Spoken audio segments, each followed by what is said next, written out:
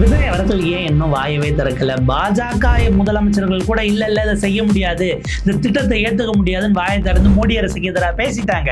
ஆனா முதலமைச்சர் விஜய் எப்போது இதற்கு எதிராக தன்னுடைய கண்டனத்தை பதிவு செய்வார்? தமிழ்நாட்டுக்கு நிதியையும் கொடுக்கல, எக்ஸ்ட்ரா நிதி சுமையும் உருவாக்குறாங்களே அப்படின்னு மாணிக்கம் தாகூர் கண்டித்து விட்டார். ஆனால் என்னமோ முதலமைச்சர் விஜய் வாய் திறக்கவில்லை அப்படின்னு ஒரு விஷயம் பேசுபொருளாக மாறி இருக்கிறது. என்ன நடந்தது, என்ன சம்பவம், எதற்காக மத்திய அரசு, அதாவது தமிழ்நாட்டில் சட்டமன்றம் கூடி சட்டமன்றத்தில் எதிர்த்த ஒரு திட்டத்தை ஏற்றுக்கொள்கிறாரா முதலமைச்சர் விஜய்? ஏற்றுக்கிறோன்னு அவர் ஏற்கனவே நிதி ஆயோக் கூட்டத்திலே பேசிட்டாரு. இந்த சர்ச்சைகளுக்கு பின்னால் இருப்பது என்ன, எந்த திட்டம், அதை எதிர்த்து இன்றைக்கு மோடி அரசை எதிர்த்து சிபிஐ தமிழ்நாடு முழுக்க போராட்டம் செய்கிறார்கள். ஆனால் அதை ஏற்றுக்கொண்ட முதலமைச்சர் விஜயையும் அவர்கள் கண்டிப்பார்களா, அல்லது அவருக்கு தோழமை சுட்டல் வலியுறுத்தல் நடத்த வாய்ப்பு இருக்கிறதா? விரிவாக அலசுகிறது இந்த செய்தித்தொகுப்பு.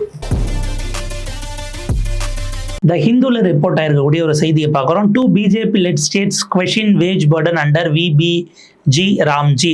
2 பாஜக ஆளக்கூடிய மாநிலங்கள் கூட இன்றைக்கு மத்திய அரசினுடைய திட்டத்தின் மூலமாக மாநிலங்களுக்கு நிதி சுமையை ஏன் ஏற்றுகிறீர்கள் என கேள்வி கேட்டிருக்கிறார்கள் அப்படின்னு ஒரு செய்தியாகவே அவங்க அதை ரிப்போர்ட் பண்ணியிருக்கிறாங்க. த ஒயர்ல அதே செய்தி, BJP states among those objecting to VBG Ramji cost sharing formula, குறைந்தது 3 ஸ்டேட்டுகளாச்சும் எதிர்த்திருக்கிறார்கள் அப்படிங்கிறது வருகிறது.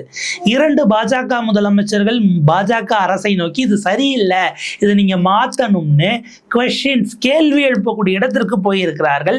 யார் அந்த 2 முதலமைச்சர்கள் அப்படின்னா, பாஜகவினுடைய 2 முதலமைச்சர்கள். ஒருவர் பீகார் நிதிஷ்குமார் அவர்களுக்கு பிறகு இப்போது முதலமைச்சராக இருக்கக்கூடிய திரு சாம்ராஜ் சௌத்ரி அவர்கள். ஒரு சைடு அவர் பார்த்தீங்கன்னா அவர் ஒரு டர்பன் கட்டியிருப்பாப்ல. நிதிஷ்குமாரை பதவியில் இருந்து விலக்காமல் நான் இந்த டர்பனை அவிழ்க்க மாட்டேன் அப்படின்னு எதிர்கட்சியாக இருந்த போது அவர் அதை கட்டினாரு. அதுக்கு பிறகு அவரே துணை முதலமைச்சராக ஆனாரு. பிறகு இப்போ இந்த டர்பனை அவர் முதலமைச்சரான பிறகு கட்டிட்டாருங்கிறது பார்க்குறோம். அவர் சொல்கிறார், இது கூடுதல் நிதி சுமையை எங்களுக்கு உருவாக்கும்னு அந்த மாநிலத்தினுடைய அமைச்சர்கள் கடிதம் எழுதுகிறார்கள். அதை ஏற்றுக்க முடியாது என்பதாக அதை மறுபரிசீலனை பண்ணணும்னு நகர்த்துறாங்க. இன்னொரு பக்கம் மத்திய பிரதேஷ், சிவராஜ் சிங் சௌஹான் அவர்கள் முதலமைச்சர் ஆகல, அவர் மத்திய அமைச்சர் ஆக்கிட்டாங்க. ஐ திங்க் மோகன் யாதவ் அவர்கள் இருக்காங்க. இந்த 2 முதலமைச்சர்களும் நேரடியாக பாஜக அரசு, இவங்க 2 பேரும் பாஜக முதலமைச்சர்கள். நீங்க இந்த 125 நாள் வேலை திட்டத்துல ஏற்கனவே இருந்த ப்ராசஸ்லேயே கொடுங்க, தேவையில்லாம இப்ப நீங்க கொடுத்துருக்க இந்த வரி பங்கீடுங்கிறது ஏற்கத்தக்கதல்ல அப்படின்னு அவங்க சொல்றாங்க. இப்ப நம்ம விரிவா செய்திகளுக்குள்ள போகலாம். இதுல 3வது 1, அதாவது VBG ராம்ஜில ஜூலை 1 இது தெரிவாக அமலுக்கு வருகிறதுங்கிறத பதிவு பண்றாங்க. அதுல பாத்தீங்கன்னா இப்ப 40% வரைக்கும் இதுல ஒட்டுமொத்தமான பங்கீடு, இப்போ 10,000 கோடினா 4,000 கோடி அரசு போடணும், மாநில அரசு போடணும் அப்படின்னு இவங்க அதை மாத்துறாங்க. கடந்த காலத்தில் இது MGN ரேகா இருந்தபோது 100% மத்திய அரசே கொடுத்து கொண்டிருந்தது. 10,000 கோடி அவங்க கொடுப்பாங்க, ஆட்களை எடுப்பது, வேலையை கொடுத்து வாங்குவது, சீரமைப்பு என்கிற வேலை மட்டும்தான் மாநில அரசு கையில் இருந்தது. இப்போ நீங்க அதுக்கு பிறகு அதை என்ன பண்றாங்க, 10% வரைக்கும் வந்தா போதும் அப்படிங்கிற வகையில கொண்டு வந்தாங்க. இப்போ அந்த 10ங்கிறது அடுத்த கட்டத்திற்கு 40% மாறுகிறதுங்கிறது தான் சிக்கலுக்குரிய ஒரு விஷயம். ப்ரப்போசலாக கொடுக்கப்பட்டதுங்கிறது 40 ஆகிட்டாங்க. அப்போ ஆரம்ப காலகட்டத்தில் இந்த 100, பிறகு 90, 10, இப்போ 60, 40. மத்திய அமைச்சரவையினுடைய, மத்திய அரசினுடைய ரூரல் டெவலப்மெண்ட் மினிஸ்ட்ரி RDI கேட்கும்போது தான் அதை பதிவு பண்ணுறாங்க. National campaign for people right to information, NCPRI அப்படிங்கிறவங்க பண்ணுறாங்க. அதில் வந்து சக்ராதர் புத்தா என்கிறவர் அவர் போட்ட RTIயில் அவங்க சொல்லும்போது யார் யாரெல்லாம் கேட்டாங்க அதுக்கு கன்சிடரேஷன் அப்படின்னும் போது 13 ஸ்டேட்ஸ் தான் ரெஸ்பான்சஸை கொடுத்துருக்குறாங்க. அதில் 5 பேர் இந்த பங்கீடு இருக்கு இல்லையா 60-40ங்கிறத மாற்றி அமைக்க வேண்டும்னு கேட்டிருக்கிறாங்க. 4 பேர் 60 நான் ஒர்க்கிங் டேஸ் அக்ரிகல்ச்சர் சீசனில் இல்லை என்பதை மறுபரிசீலனை செய்ய வேண்டும், மாற்ற வேண்டும், அதற்கு எதிரான கருத்துக்களை பதிவு செய்திருக்கிறார்கள் 4 மாநிலங்கள். ஏறத்தாழ எல்லா ஸ்டேட்ஸும் வந்து பார்த்தீங்கன்னா இந்த டிலே இன் வேஜ், ஏற்கனவே நீங்கள் நடத்துனதுக்கு எங்களுக்கு பணம் கொடுக்காம வச்சுருக்கீங்க, அந்த பணத்தை முதல்ல ரிலீஸ் பண்ணுங்க, எங்களுக்கு தேவையற்ற நிதி சுமையாக மாறுகிறது, எத்தனை வருஷமாக எங்களுக்கு கொடுக்க வேண்டிய காசை கொடுக்காமலே வச்சுருப்பீங்க அப்படின்னு ஏறத்தாழ எல்லா மாநிலங்களும் தயவு செய்து பணத்தை சீக்கிரம் விடுவிக்க வேண்டும் என உங்களை கேட்டுக்கொள்கிறோம்னு பாஜக ஆள்ற மாநிலமே கேட்கக்கூடிய இடத்துல தான் இருக்குது. பீகார், மத்திய பிரதேஷ் மற்றும் ஜார்க்கண்ட், ஹேமந்த் சோரன் அவர்களுடைய ஜார்க்கண்ட் மாநிலமும் கூட இதை கடுமையாக எதிர்த்து எழுதியிருக்கிறார்கள். வெளிப்படையாக ஃபண்டிங் பேட்டர்னை மாற்றணும்னு கேட்டவங்க இவங்க இவங்க 3 பேர் தான். இன்ட்ரீம் அலோகேஷன் வரும்போது பீகாருக்கு 4477 கோடி இப்போ அவங்க கட்டுற மாதிரி வருது. அப்படி வராங்க அப்படின்னா 125 ஒர்க் டேஸ் அப்படின்னும் போது இப்போ என்னன்னா கடந்த காலத்தில் இருக்கும்போது 4000 கோடி கட்டினவங்க இப்போ அதை மாற்றி அமைக்கும் பொழுது 15,939 கோடி 125 நாள்னு வரும்போது அதுக்கு 60க்கு 40ன்னு கொண்டு வரும்போது போகிறது. 90-10 இருந்தது, அப்படியே உங்களுக்கு 4 மடங்கு. நீங்கள் திடீர்னு 12,000 கோடி எக்ஸ்ட்ரா எடுத்து வை ஜூலை 1 இருந்துன்னா ஒரு மாநில அரசாங்கம் என்ன பண்ணும்? ஏற்கனவே மாநில அரசுக்கு இருந்த நிதி அதுக்கான வாய்ப்புகளை மொத்தத்தையும் பிச்சு பிடிங்கி கொண்டு போயிட்டீங்க. ஜிஎஸ்டி ரேஷனலைசேஷன் ஒன்று கொண்டு வந்து அதை அடுத்த கட்டத்துக்கு காலி பண்ணீங்க. ரேஷனலைசேஷன் பண்ணால் நாளுக்கு வர லாஸை யார் எடுத்துப்பானா இப்போ வரைக்கும் வாய் திறக்கல.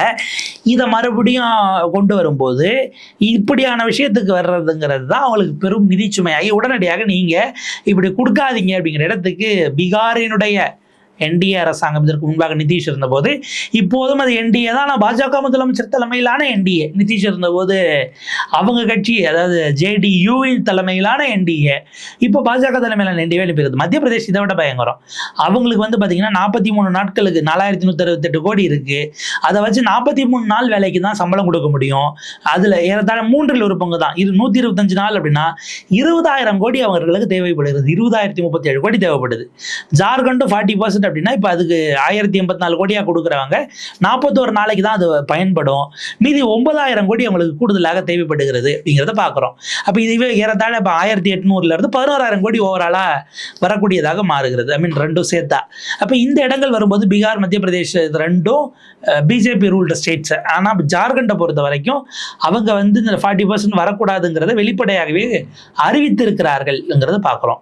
சிக்கிம் போன்ற மாநிலமாகட்டும், உத்தரகாண்ட் ஆகட்டும், 90-10 சென்ட்ரல் ஷேரிங் பேட்டர்ன் இருக்கும்போது அது வந்து நார்த் ஈஸ்டர்னுக்கும் ஹிமாலயன் ஸ்டேட்ஸ்க்கும் இருக்கவங்க அவங்களே கூட கொண்டு வராங்க. உத்தரகாண்ட் என்ன பண்ணுறாங்க, டெரைன் ரிலேட்டட் சேலஞ்சஸ் இருக்கிறதுனால 100% நீங்களே எடுத்தவங்கன்னா 90-10 வேண்டாம், 10% எங்களால் கொடுக்க முடியலன்னு குமுறக்கூடிய இடத்தில் இந்த பக்கம் பார்த்தீங்க அப்படின்னா உத்தரகாண்டினுடைய நிலை என்பது இருக்கிறது. உத்தரகாண்டில் இப்போ இவர் புஷ்கர் சிங் தாமி இருக்கிறார். அவங்களும் 2027 எலெக்ஷனை சந்திக்க போகிறாங்க. பாஜக உத்தரப்பிரதேஷோடு சேர்த்து தானே, உத்தரப்பிரதேசத்தில் இருந்து தான் 2ஆக மாநிலத்தை பிரித்து உத்தரகாண்ட் உருவாக்கப்பட்டது. ஒரே நேரத்தில் தான் சட்டமன்ற தேர்தல்.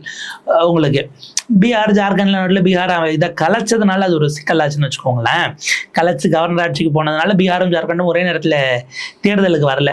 மற்றபடி பார்த்தீங்கன்னா மத்திய பிரதேசம், சத்தீஸ்கரும் ஒரே நேரத்தில் தான் வரும் எலெக்ஷன்ஸ் அப்படிங்கிறது. அந்த விஷயங்கள் ஓகே, இது ஒரு சைடு. 5 state 6 wage hike. இதில் கவனிக்க வேண்டியது 13 ஸ்டேட்ஸில் 5 பேர் எங்களுக்கான வேஜஸை இன்க்ரீஸ் பண்ணணும், மார்க்கெட் ரேட்டுக்கும் ரொம்ப கீழே இருக்குது. எனவே இந்த வரக்கூடிய உழைக்கும் மக்களுக்கு நீங்கள் ஒரு நாளைக்கான கூலி இருக்கு இல்லையா, இதை நீங்கள் உயர்த்த வேண்டும்னு கேட்குறாங்க. பீகார் 255 ரூபா ஒரு நாளைக்குங்கிறத 413 மாற்ற வேண்டும்னு கேட்குறாங்க. ஜம்மு காஷ்மீரை பொறுத்த வரைக்கும் 272 311 நீங்கள் இதை உயர்த்த வேண்டும் அப்படின்னு ஜம்மு காஷ்மீர் தரப்பில் கேட்குறாங்க. ஜார்க்கண்டும் பஞ்சாபும் வெளியில் இருக்கக்கூடிய மார்க்கெட் கண்டிஷனோட நீங்கள் வந்து பொருந்தக்கூடிய அளவில் இதில் வரக்கூடிய அவங்களுக்கு நம்ம கொடுக்கக்கூடிய ஒரு நாள் சம்பளம் என்பது இருக்க வேண்டும் அப்படின்னு தெளிவாக பதிவு செய்கிறார்கள் ஜார்க்கண்டும் பஞ்சாபும். ஸோ இது ஒரு பக்கம் ஓடிக்கிட்டு இருக்கு. இன்னொரு சைடு பார்த்தீங்கன்னா இந்த உத்தரகாண்டை பொறுத்த வரைக்கும் டஃப் லேண்ட்ஸ்கேப்ங்கிறதுனால காம்பன்சேட்டரி ஹைக் அவங்களுக்கு இங்கே வேலை செய்வதுங்கிறது இந்த நிலப்பரப்புக்கு ரொம்ப சிக்கலாக இருக்கிறது. எனவே கூடுதலாக அவங்களுக்கு மற்ற மாநிலங்களில் இருக்கக்கூடிய பூகோளத்தன்மையை விட இங்கே நெருக்கடி இருக்கிறதுனால காம்பன்சேஷன் கொடுக்குற மாதிரி அதில் எக்ஸ்ட்ரா பே கொடுக்கணும் அப்படின்னா அதுக்கு இங்கே ரெகுலர் வேலை செய்கிறதுக்கே இங்கே கூட கொடுக்கணும் என்பதாக பதிவு செய்கிறார்கள். 13 குறைஞ்சது 4 மாநிலங்களாச்சும் 60 நாள் பிளாக் அவுட் பீரியடை எதிர்த்திருக்கிறார்கள் பீக் அக்ரிகல்ச்சர் சீசனில். என்னன்னா இது ரொம்ப முக்கியமானது. பண்ணை அடிமைகளாக அல்லது விவசாய கூலிகளாக ஒரு கொண்டு போய் வேற வழியே இல்லாமல் நிப்பாட்டுவது என்கிற வேலைக்கு ஒரு அபாயகரமான திருத்தத்தை கொண்டு வந்திருக்கிறது மோடி அரசாங்கம். அதோடு சேர்த்து தான் இது பாஸ் ஆனா இருக்குங்கிறனாலும் கூட ஒரு 60 நாள் கட்டாயமாக 100 நாள் வேலை கொடுக்கப்படாதுன்னு மோடி அரசு சொல்கிறது. எந்த 60 நாள்? விவசாயத்தில் அறுவடை காலம் இருக்கக்கூடிய அந்த 60 நாள் நிச்சயமாக வேலை கிடையாது அப்படின்னு சொல்றாங்க. இதுல என்னங்க தப்பு இருக்கு, அது என்ன கேள்வி இருக்கு அப்படின்னு நம்ம கொண்டு வந்தோம்னா, ஏற்கனவே ஒரு விமர்சனம் இருக்குது, பொது புத்தியிலிருந்து வைக்கப்பட்டது தான். 100 நாள் வேலைக்கு வந்ததுனால விவசாயத்துக்கு ஆளே கிடைக்கல, விவசாய கூலிகளாக ஆட்களே இல்லை அப்படின்னு ஒரு விமர்சனத்தை வைக்கிறாங்க. இன்னொரு தரப்பு என்ன சொல்லுவாங்க, பாருங்க வட இந்தியர்கள் வந்து இங்கே விவசாய வேலைக்கெல்லாம் வந்துட்டாங்க, அறுப்பு வேலை நடவு வேலைக்கெல்லாம் வந்துட்டாங்க அப்படின்னு இன்னொரு தரப்பினர் அது வந்து ஒரு கன்சர்னாக வெளிப்படுத்துவாங்க. சில நேரங்களில் அது வந்து அந்த எல்லையை தாண்டியதாகவும் கூட இருக்கும். என்ன கேள்வினா, உள்ளூரில் இருக்கிறவங்களே ஏன் உங்ககிட்ட வேலைக்கு வரல? நீங்கள் விவசாய வேலை வைக்கிறீங்க, அதில் ஏன் வரலன்னா ஒப்பீட்டு லெவலில் ரெண்டுத்துக்குமான கூலி என்பது ஒன்று. ரெண்டாவது, இங்கே இல்லைன்னா எனக்கு வேறு இடத்துல வேலை இருக்குன்னு போகிறதுக்கு ஒரு ஆப்ஷனாக அவர்களுக்கு 100 நாள் வேலை திட்டம் இருந்தது. அவங்க டிமாண்ட் பண்ணுற கூலியை கொடுக்குற இடத்துல இவங்க கிடையாது. யார்? விவசாய முதலாளிகளாக இருக்கிறவர்கள் கேட்கக்கூடிய கூலியை கொடுக்குற அளவுக்கு இல்லை. அதுக்கு முன்னாடிலாம் இது ஒரு வேலை தான் இருக்குன்னா அவங்க கொடுக்குறதான் கூலி, அதையும் விட்டுட்டோம்னா நமக்கு அன்றைய நாளுக்கு கூலி இருக்காது என்பதற்காக போனது மாதிரி இந்த இடம் எனக்கு ஆல்டர்னேட் ஆப்ஷன் இருக்குங்கிறத எக்ஸ்ப்ளோர் பண்ணுறதுக்கான வாய்ப்பாக மாறியது. இதை நீங்கள் அடிப்படையாக வைத்து ஒரு கோடை ட்ரா பண்ணுறீங்கன்னா அந்த இடத்திலிருந்து தான் இந்த பொருளை நம்ம பார்க்கணும்.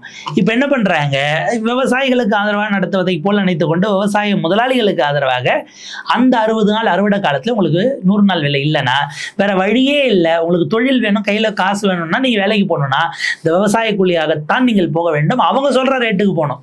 இது இருக்குன்னா நான் இங்கே வரல, நாங்கள் போயிடுவீங்க, இங்கே இல்லைன்னா எங்கே போவீங்க, அங்கே தான் போகணுங்கிற இந்த சப்ளை டிமாண்ட் தியரி மாதிரி தான் நம்ம இதை பார்க்க வேண்டியிருக்கிறது. அப்போ இது ரொம்ப ரொம்ப பார்கெனிங் பவரை வந்து ஒர்க்கர்ஸ் பார்கெனிங் பவரை உடைக்கக்கூடியதாக இருக்குது. லேபரை ஈஸிலி அவைலபிள்னு சொல்கிறீங்க, ஆனால் அவங்களுடைய கூலியை முடிவு செய்யக்கூடிய இடத்துல நிர்மாணிக்கிற இடத்துல இருக்கிறத உதைக்கிறாங்கங்கிறாங்க. இந்த பஞ்சாப் வந்து பார்த்திங்கன்னா மிக கடுமையாக அக்ரிகல்ச்சர் டிபெண்டாக இருக்காங்க, மிக கடுமையாக விமர்சிச்சிருக்காங்க. கர்நாடகாவும் தெலுங்கானாவும் காங்கிரஸ் கவர்மெண்ட்டில் இருக்கிறவங்களும் இதை காலி பண்ணணும் அப்படின்னு குறிப்பிட்டிருக்கிறாங்க. எல்லா ஸ்டேட்ஸும் ஏறத்தாழ இந்த வேஜை சீக்கிரம் கொடுங்க, அதாவது இந்த எங்களுக்கு மாநிலத்துக்கு நீங்கள் கொடுக்க வேண்டிய பணத்தை தயவு செய்து விடுவீங்கள் அப்படின்னுட்டு அத்தனை மாநிலங்களும் கையேந்தக்கூடிய இடத்துல தான் பாஜக அரசு நிர்வாகத்தை செய்து கொண்டிருக்கிறதுன்னு நாம் இப்போது பார்க்குறோம். இதே விஷயத்தை வந்து பார்த்தீங்கன்னா உங்களுக்கு செய்தியாக ரிப்போர்ட் இருக்கு டைம்ஸ் ஆஃப் இந்தியாவில் 19 states and UTs notify G. Ramji before roll out. 1ஆம் தேதியிலேருந்து அமலுக்கு வருகிறதுன்னும் போது அதை அசம்பிளி விமர்சித்தாலும் கூட பஞ்சாப் நோட்டிஃபை பண்ணிட்டாங்க. நாங்கள் 125 நாள் அதை ஏற்றுக்கிட்டோங்கிறத அறிவித்து நோட்டிஃபிகேஷன் கொடுக்க தொடங்கிறார்கள். இது வரைக்கும் 19 மாநிலங்கள் கொடுத்துருக்கிறார்கள். இதில் எங்கே சிக்கல்னா தமிழ்நாட்டினுடைய நிலைப்பாடு என்ன? இவ்வளவு நேரம் நம்ம பேசுனது திட்டத்தில் இருக்க சிக்கல், கோளாறு, குளறுபடி எல்லாம் பேசினோம். தமிழ்நாட்டினுடைய நிலைப்பாடு என்ன? ஏன்னா தமிழ்நாடு கடைசியாக சட்டமன்றத்தில் ஸ்டாலின் அவர்கள் முதலமைச்சராக இருந்தபோது இதை எதிர்த்து ஒரு தீர்மானம் கொண்டு வருகிறார். ஏறத்தாழ உள்ள இருந்த எல்லா கட்சிகளும் அதை ஆதரித்ததாக ஞாபகம். அப்போ அதில் வந்து அந்த பெயர் மாற்றம், அது சார்ந்த விமர்சனங்கள் இதெல்லாம் தாண்டி ஒரு விஷயம் வந்தது. இன்றைக்கு விஜய் அவர்களோடு ஆதரித்து இருக்கக்கூடிய கூட்டணி கட்சிகள் எல்லாம் சட்டமன்றத்தில் அன்றைக்கு ஸ்டாலின் அவர்கள் கொண்டு வந்த தீர்மானத்தை ஆதரித்தார்கள். இந்த 125 நாள் அப்படிங்கிறது இதிலேயே கோளாறு இருக்குன்னு சிபிஎம் ஏற்கனவே தமிழ்நாடு முழுக்க போராட்டம் நடத்தி விட்டார்கள். சிபிஐ நாம் பேசிக் கொண்டிருக்கிற இந்த நேரத்தில் தமிழ்நாடு முழுக்க மத்திய அரசை கண்டித்து போராட்டம் நடத்துகிறார்கள். ஆனால் இந்த விபிஜி ராம்ஜியின் கீழ் 125 நாட்களுக்கு வீடு கட்டும் பணிகளுக்கு தமிழ்நாடு அரசு உங்களோட சேர்ந்து வேலை செய்ய விரும்புகிறதுன்னு முதலமைச்சர் விஜய் அவர்கள் நித்தி ஆயோக் கூட்டத்தில் பிரதமர் மோடியின் முன்பாக பேசி இருக்கிறாருங்கன்னு விஜய் அவர்களே பிரஸ் ரிலீஸ் கொடுத்திருக்காரு. டிஐபிஆரின் மூலமாக முதலமைச்சர் பேசிய உரையினுடைய பிரஸ் ரிலீஸ் வருது. அதில் அந்த வாசகங்கள் அப்படியே இருக்கிறது. இப்போது நம்முடைய கேள்வி, மோடி அவர்கள் இதை கொண்டு வந்ததை எதிர்க்கிறீர்கள் என்றால் அந்த திட்டத்தை ஏற்றுக்கொள்கிற அல்லது ஆதரிக்கிற முதல்வர் விஜயை இவர்கள் கண்டிப்பார்களான ஒரு கேள்வி வருது. அப்போ கேள்வி ரொம்ப தெளிவாக இருக்குன்னு நினைக்கிறேன். திரு மு வீரபாண்டியன் அவர்கள் சிபிஐயினுடைய மாநில செயலாளர், அவர் முதலமைச்சர் அவர்கள் வெளிப்படையாக சட்டமன்றத்தை கூட்டி இதை எதிர்த்தே தீர்மானம் நிறைவேற்ற வேண்டும் அப்படின்னு வலியுறுத்தினார். பட் அதை முதலமைச்சர் செய்யவில்லை. தாவேக அரசு என்ன நிலைப்பாட்டில் இருக்கிறது? சட்டமன்றத்தில் நீங்கள் ஒரு கவுண்டர் ரெசல்யூஷனை ஏன் பாஸ் பண்ணலை? நான் சொல்கிறேன், ஏற்றுக்காது அரசினுடைய கொள்கை முடிவு நீங்கள் ஏற்றுக்கிறீங்க, விமர்சனம் வந்தால் இது சொல்ல போறீங்க. இப்போ எல்லாரும் விமர்சிச்சாங்கிறதுக்காக நீங்கள் என்ன இவர் வெங்கட் நாராயண அவர்களை மாற்றிட்டீங்களா என்ன? டெல்லி சிறப்பு பிரதிநிதி முதலமைச்சர் பிரதமர் தான் நீங்கள் சொல்கிறீங்க. உங்களுடைய ஸ்டாண்ட் என்னங்கிறத தெளிவுபடுத்தாமல் நீங்கள் எப்படி இருக்க முடியுங்கிறது தான் ரொம்ப முக்கியமான கேள்வியாக இருக்கிறது. அந்த இடம் தான் நம்ம அக்கௌண்டபிலிட்டிங்கிற இடத்துல கொண்டு வந்து இதை நிப்பாட்டுகிறோம். இதில் என்னென்னா, மாணிக்கம் தாகூர் அவர்கள் குறித்து நான் சொல்லியிருந்தேன். இப்போ இதில் இவ்வளோ பிரச்சனை இருக்குது அப்படின்றோம் இல்லையா? இதை திரு மாணிக்கம் தாகூர் அவர்களை கண்டித்து மாணிக்கம் தாகூர் அவர்களுடைய ட்வீட்டை பாருங்க. தமிழ்நாட்டின் மீது மத்திய அரசின் பாஜக அரசின் பாராபட்சம் நாளுக்கு நாள் அதிகரித்து கொண்டே செல்கிறது. மகாத்மா காந்தி தேசிய ஊரக வேலை உறுதி திட்டம் MGNREGS என்பது கிராமப்புற ஏழை மற்றும் நடுத்தர மக்களின் வாழ்வாதாரத்தை பாதுகாக்கும் முக்கிய திட்டமாகும். ஆனால் இதில் தமிழ்நாடு தொடர்ந்து புறக்கணிக்கப்படுவது வேதனைக்குரியது. 2022-23 ஆண்டு 9,743 கோடி வழங்கிய மத்திய அரசு அடுத்த ஆண்டு 7,585 கோடி தான் வழங்கியது. 2,000 கோடி குறைத்து வழங்கியது. ஏற்கனவே இப்படி இருக்கும்போது இப்போது சொந்த நிதியிலிருந்து 5,000 கோடி பங்களிக்க வேண்டும். இந்த 60-40 மாத்தினது இல்லையா, இப்போ கூடுதலாக 5,000 கோடி பயணிக்கணும். நீங்க மாநில அரசு சொல்லணும் போது 1,000 கோடி செலவு பண்ண இடத்துல 4,000 கோடி கொடுப்பது என்பது தமிழ்நாட்டின் தோள்களில் இந்த சுமை கூடுதலாக ஏற்றப்பட்டுள்ளது. அதிக வரி செலுத்தும் மாநிலங்களில் ஒன்றாக இருக்கிறோம். ஆனால் தமிழர்களின் வரி பணத்தை வாங்கி கொண்டு திரும்ப வழங்க வேண்டிய நிதியை குறைத்து அதற்கு மாநிலத்திடமே அதிக பங்களிப்பை கோருவது எந்த வகையான கூட்டாட்சி தத்துவம் அப்படின்னு ஐயா மாணிக்கம் தாகூர் அவர்கள் கொந்தளித்திருக்கிறார். இது வளர்ச்சிக்கான அரசியல் அல்ல, கூட்டாட்சிக்கான அரசியல் அல்ல, தமிழ்நாட்டை தண்டிக்கும் அரசியல்னு. அதுக்காக அவர் செய்தி டைம்ஸ் ஆஃப் இந்தியா செய்தி போட்டிருக்காரு. Central allocates 7,000 crore under rural job scheme என்கிற அந்த டைம்ஸ் ஆஃப் இந்தியா ட்வீட்டையும் அந்த நியூஸையும் கூட எடுத்து பகிர்ந்திருக்கிறார் திரு மாணிக்கம் தாகூர் அவர்கள். நாம் கேட்பது, இது மத்திய கூட்டாட்சிக்கு எதிரானது என ஐயா மாணிக்கம் தாகூர் அவர்கள் பேசியிருக்கிறாரே, தமிழ்நாடு அரசு இதே ஸ்டாண்டில் தான் இருக்கா? சிபிஐயின் கருத்து, சிபிஎம்மின் கருத்து, விசிகாவின் கருத்து, காங்கிரசின் கருத்து, இது தாவேக அரசின் கருத்தா என்பதுதான் கேள்வியாக இருக்கிறது. சம்பந்தப்பட்டவர்களுக்கு அந்த கேள்வியை முன்வைத்து நிறைவு செய்யலாம். நன்றி, வணக்கம்.